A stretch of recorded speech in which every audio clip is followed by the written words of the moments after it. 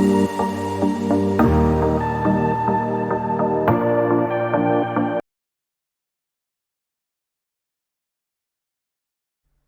berjumpa lagi di Awasi Pembelajaran. Kali ini kita akan membahas strategi pelaksanaan asesmen pada satuan pendidikan. Seperti yang kita ketahui, pada kerucut pengalaman ini, semakin terlibat anak kita di dalam pembelajaran ataupun siswa kita atau kita dalam pembelajaran, maka semakin bermaknalah hasil yang mereka dapat.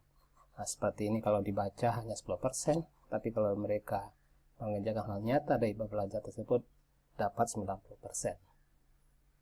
Kemudian, paradigma asesmen itu untuk yang sekarang lebih cenderung kepada asesmen formatif yang mengedepankan pada proses dibandingkan pada sumatif yang hanya melihat hasil akhir. Nah, inilah contoh tujuan asesmen dan juga adalah contoh teknik instrumennya. Misalnya asesmen awal ini pun bisa kategori termasuk asesmen formatif. Jadi tujuannya seperti yang kita lihat untuk menyelipkan tahap awal dan juga tekniknya berbagai macam. Jadi bukan hanya berupa tes, bisa survei, bisa jurnal. Kemudian asesmen formatif juga, kemudian sumatif juga. Banyak juga teknik ataupun instrumen yang bisa digunakan. Seperti yang kita ketahui bahwa asesmen formatif sumatif ini seperti penjelasan ini, asesmen formatif itu cenderung pada umpan balik.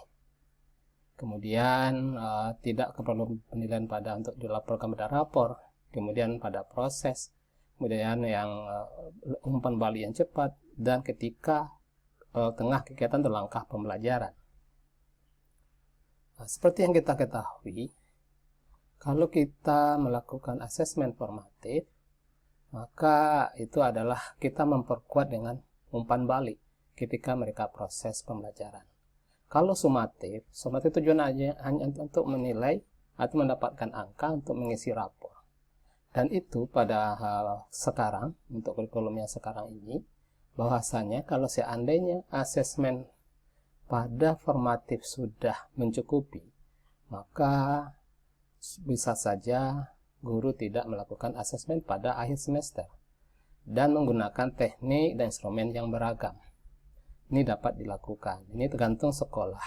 Kemudian tidak hanya berupa tes tulis, bisa observasi, bisa praktek, produk, proyek, bahkan portofolio. Sehingga bervariasi teknik dan instrumen yang kita gunakan.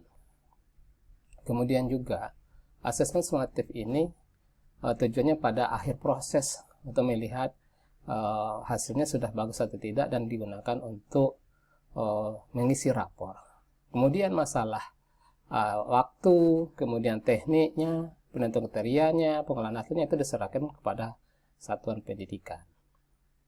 Ini contohnya kami mencoba untuk asesmen di sekolah kami untuk pengganti ujian semester itu kami gunakan namanya portofolio digital. Nah, seperti ini, portofolio digital ini anak mengupload bahan-bahan ataupun hasil belajar yang terbaik, kemudian dinilai oleh guru sesuai dengan mata pelajaran masing-masing, dan itu ditaruh linknya di website sekolah sehingga orang tua pun atau temannya pun bisa melihat menggunakan akun belajar ID.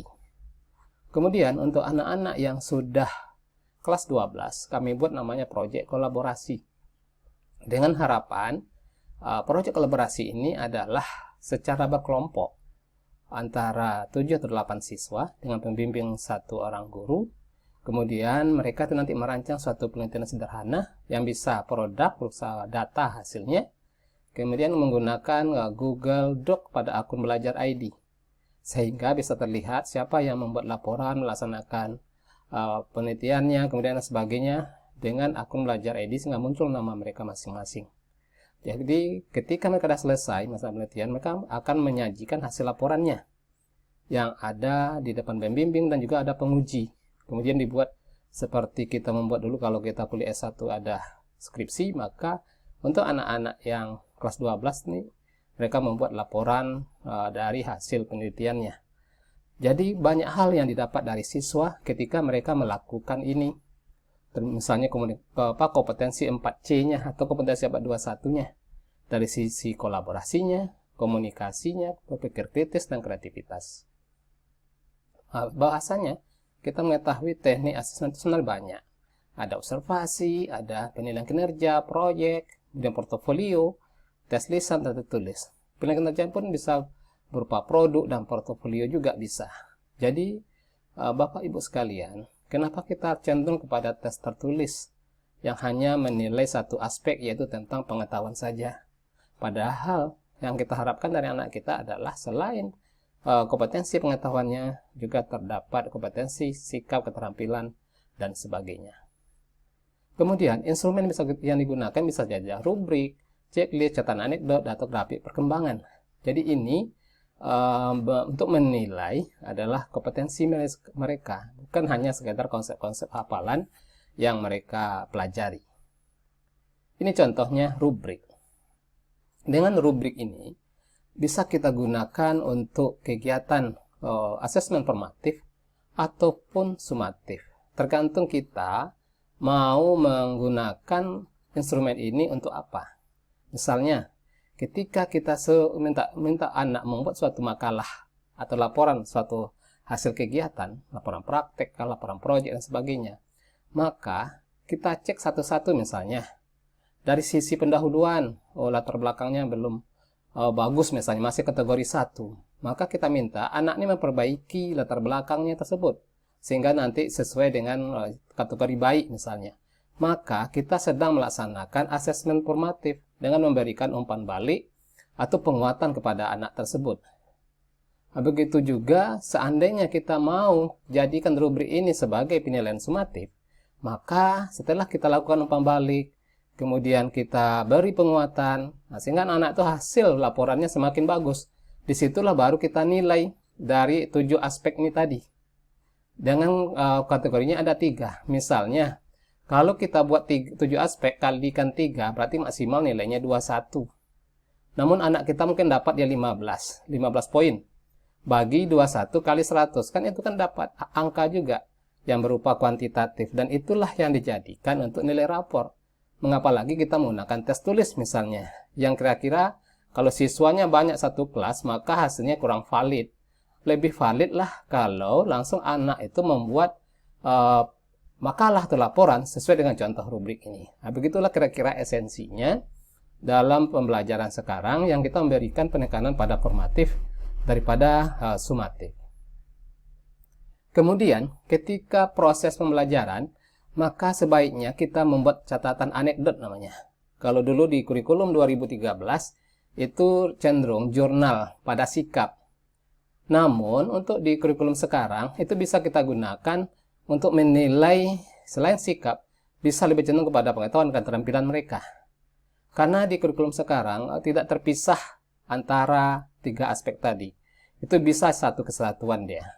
Jadi di sini, kalau ada anak misalnya kurang dalam pemahamannya, maka kita catat dulu. Bukan langsung kita menilai dan menjadikan itu angka. Nah, seperti itulah kira-kira Bapak Ibu. Dan kita beri solusi tindak lanjutnya supaya dia belajar lebih bagus lagi.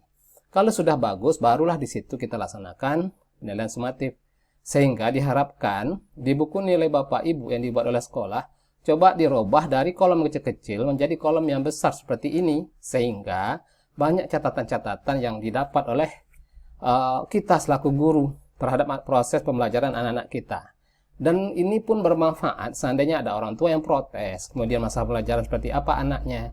Maka data ini bisa digunakan oleh wali kelas ataupun kita selaku guru.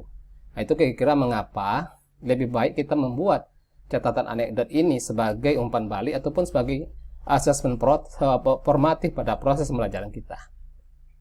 Kemudian, selain dari umpan balik, refleksi juga penting.